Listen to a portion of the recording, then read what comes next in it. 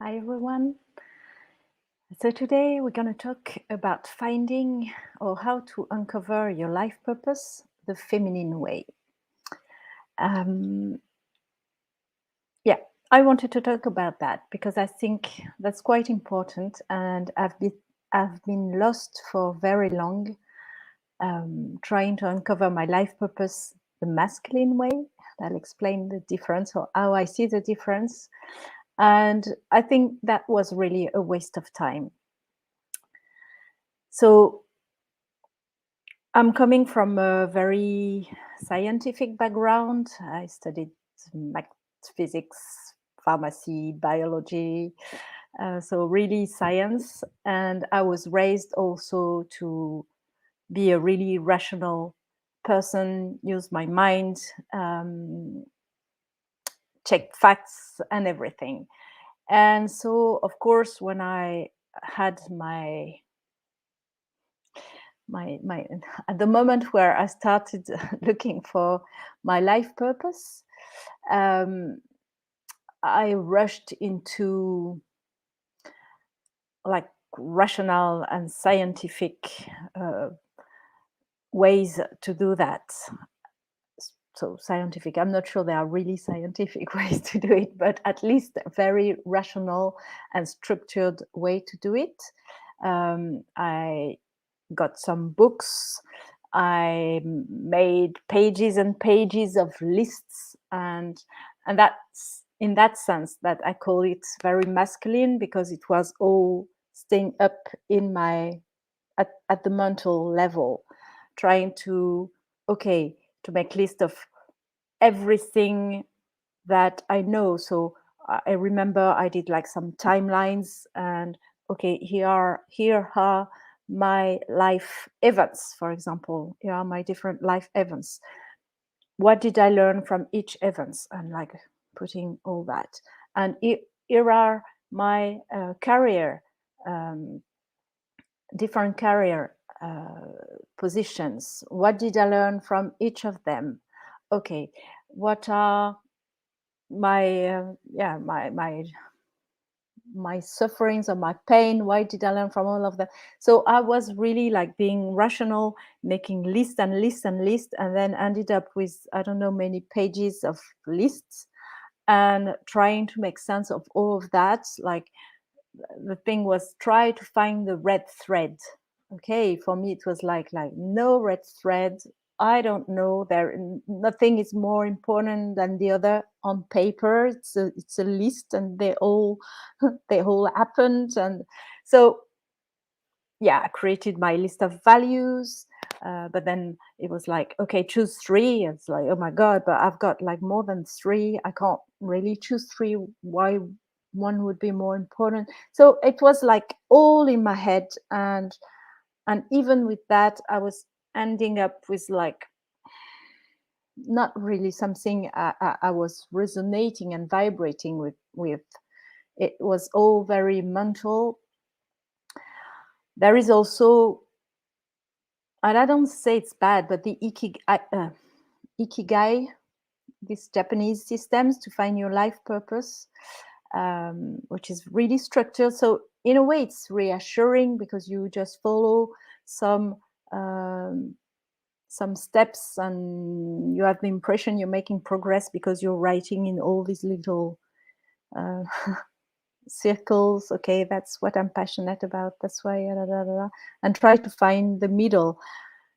For me, honestly, it didn't work. It was more like, okay, that's an exercise, that's a mental exercise, but that's not what it should be. Our life purpose is it's more spiritual, and it's more emotional, and so it needs to be discovered and uncovered that way. So that's why I moved after that into a more feminine approach, I would say, more based on my intuition and feelings, how it felt in my body. And so tuning in a lot more into what my body was saying. And usually it was like instantly, instantly I had the answer to the question I was asking myself. So things that took me ages mentally, they were coming, yeah, directly into my body.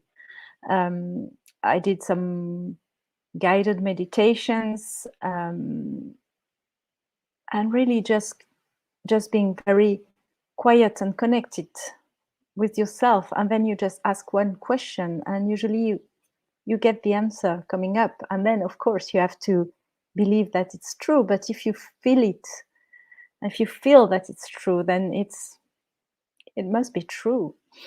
um, so yeah, that's really the approach that for me was the easiest. And really the two questions that were important, and the two questions I had to answer following that process of being quiet and listening inside of myself instead of trying to find all the information outside. So really the two questions I had to answer: what really matters to me, and that's linking with my previous video on what change do you want to see in the world, what is the most important thing that you could do in your life, um, to help the world, to help the earth, or human on this planet, or animals on this planet. um, so what really matters to me, first question. And the second question is, it's what do I love, what do I love? And that's, yeah, what do I love doing? So, and that gives you the way that you will um, share it. So it's really by following your joy, following what excites you, what makes you feel good. That So that's what's answering the what do I love to do question, and that's really how you will best serve um, what you're meant to do. Because if you love it, then you will love doing it, and you will carry on doing it, and you will not stop doing it. So you will end up making a difference. So yeah, for me that's really the way I finally um, surrendered to my life purpose, if I could say it like that. Is like, what does really matter to me is alleviating suffering of people. And what do I love to do?